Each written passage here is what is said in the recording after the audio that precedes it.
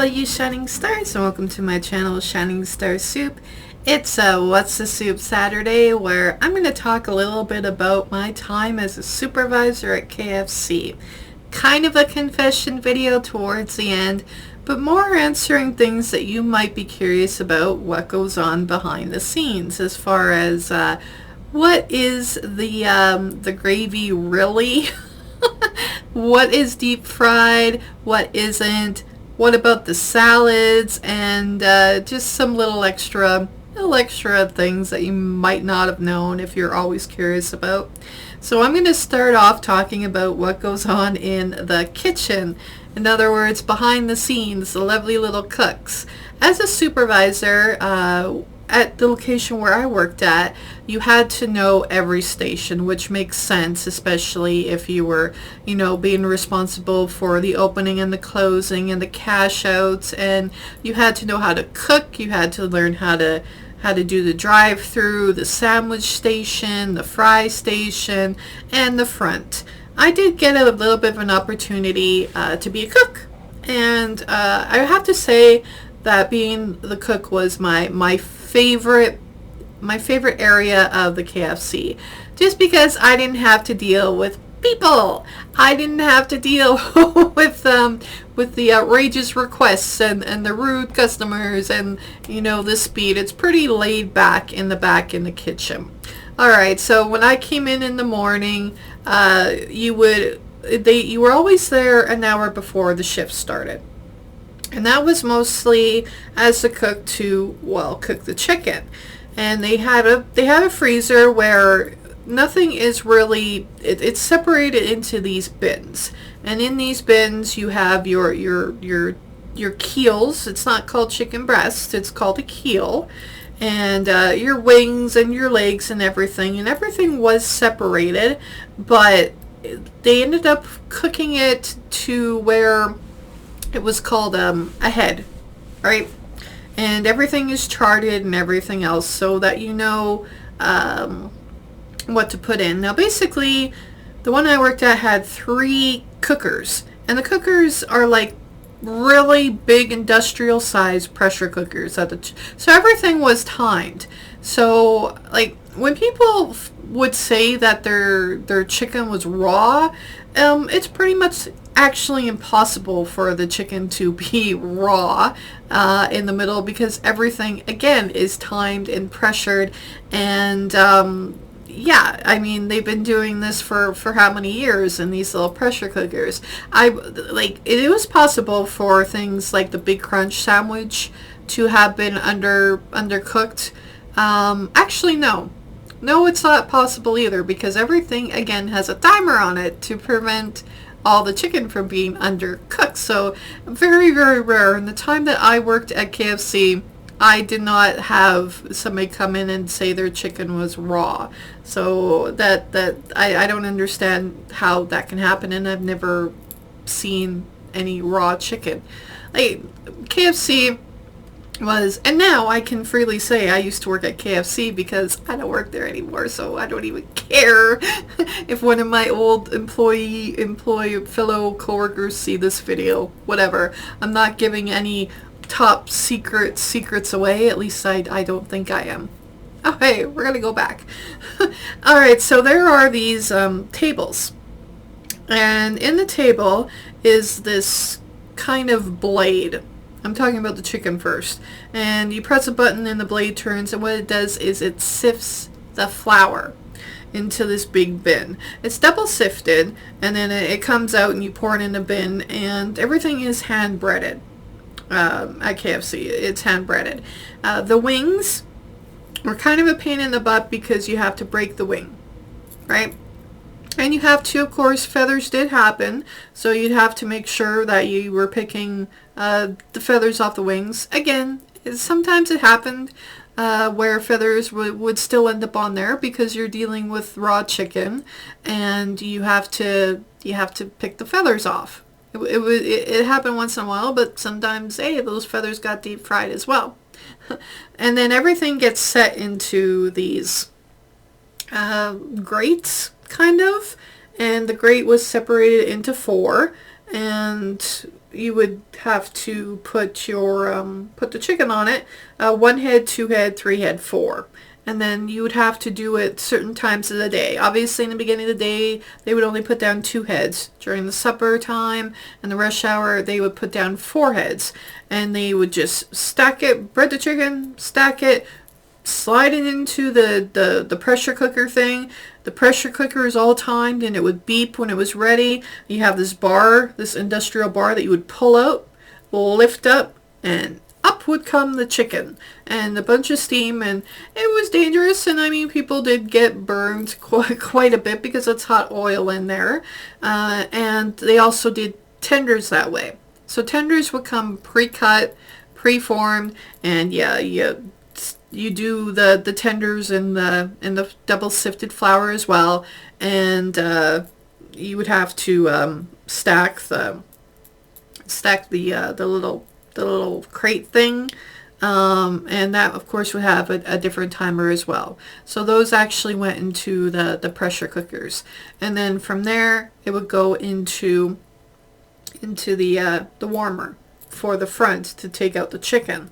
And then the supervisor, if you're getting low, would call, I need 2 heads of chicken. And there you go. That's how that worked. Gravy was also made in the morning, and yeah, the grit was collected at during the day and would be in this little plastic baggie, and that would be put in as well with the gravy powder and some water, and that would get cooked and then transferred and then set into the warmer throughout the day for the gravy. So yeah, I mean, it was kindling. No, that's not the word I'm looking for. Not kindling. There's a word for it, but yeah, some people have said that if you knew what was really in your gravy, you wouldn't eat it. But come on, KFC's gravy is pretty damn awesome. I just have to throw that out there. The mashed potatoes, of course, are powdered potatoes. They actually, get microwaved. So there's really nothing special there. Corn, however, corn was actually green giant corn. That was just that was just microwaved in the tub. Yeah, it's just green giant corn. At least at the KFC I worked at. I'm not gonna tell you where it was, but yeah, it was just frozen green giant corn. It's good corn though. Now moving on. So I mean, there's no real secrets when it comes to the chicken. I mean, it's flour and it's breading mix, and there you go. I mean, the cooks kept the kitchen clean. I mean, there was never any problem with that. The morning cooks were the cooks that had been there for like years.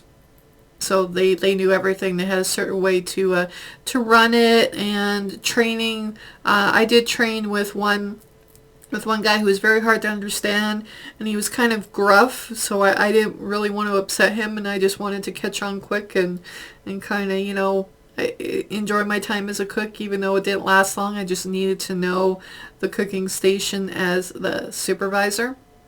So moving on to the salads. Now the salads, which are macaroni coleslaw and potato salad, all came in big bags.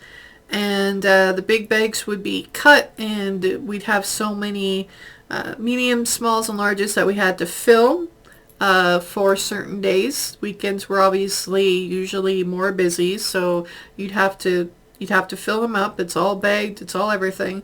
Whenever you go to KFC and you turn over your salad container, there will be a date.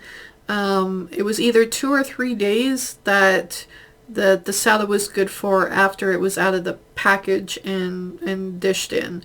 So, I mean, and if we were short on larges, you'd get 2 mediums.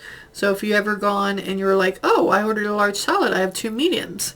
And the thing is with that is, again, they're in big bags. So if you opened a bag, you were pretty much having to scoop everything in these little dishes. So if you're ordering a bunch of salad at the end of the night, the workers aren't really that excited to go to the back, open a bag, and scoop it out for you. Again, it is their job, but it's kind of a pain in the butt. Yeah. Big crunches, chicken wings, Popcorn chicken was all done in the deep fryer. There was 3 deep fryers where I worked, and a little warming tray for the fries. The thing was, those, if you were a supervisor, you were in charge of cleaning the fryers twice a day. Twice a day they would clean the fryers, but they would only change the oil if they had to, right? Like if it was so dirty it couldn't be reused, then we'd have to change the oil. But it was one of the scariest parts of that job, and being a supervisor, was changing and filtering that oil, because what you'd have to do is you'd have to turn the fryer off, but you'd have to drain it, and there was this machine that would suck it up. And they expected, one of the supervisors that I worked with would, because you have to scrape it with a little, not a sponge, but a steel wool.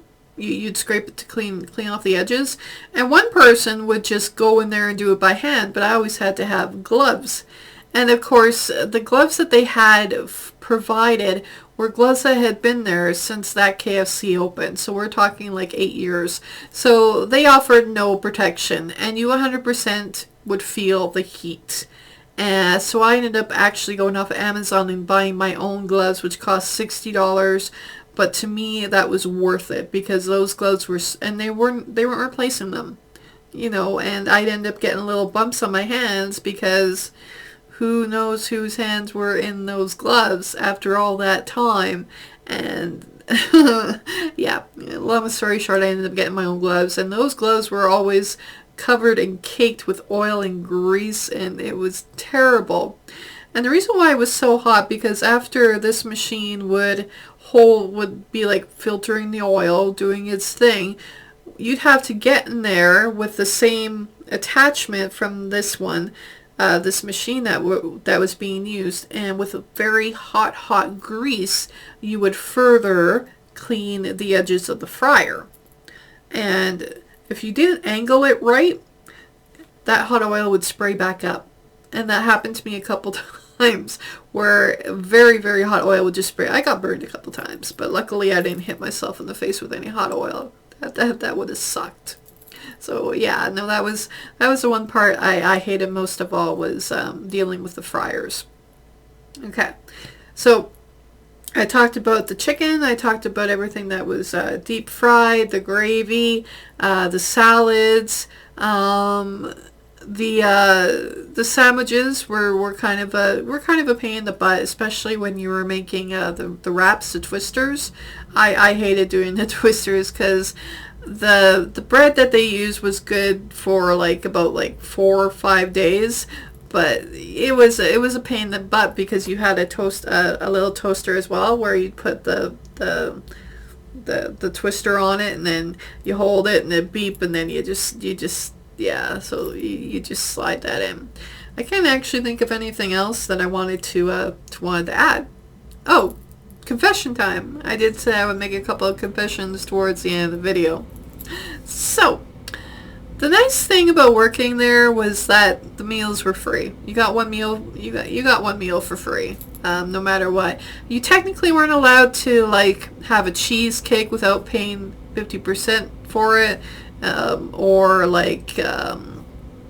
I think it was the cheesecakes you weren't allowed to have, but we had them anyway. It was whatever.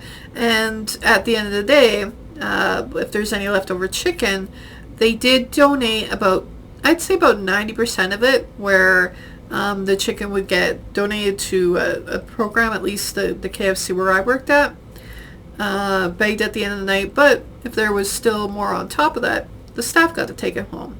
Same with leftover fries, which really weren't that good, but leftover popcorn chicken, a leftover Big Crunch, leftover hot wings we got to keep. And there may or may not have been a couple people who would make extra at the end of the night just so that they could take things home. When you're working with a bunch of teenagers, which I normally was, yeah, that happened quite a lot actually, but hey, what do you do? Food's food, right? Alright, so I'm going to wrap up this What's a Soup Saturday. If you do have any questions, if you're curious about something that maybe I didn't think of to mention in this video, leave a comment down below and I will I'll answer. Because, yeah, I was a supervisor, so I kind of know the ins and outs. Right? Alright, guys, thanks for watching my video, and I hope you have a good day. And keep being with shining stars, even if I'm not around this often to remind you. Bye, guys.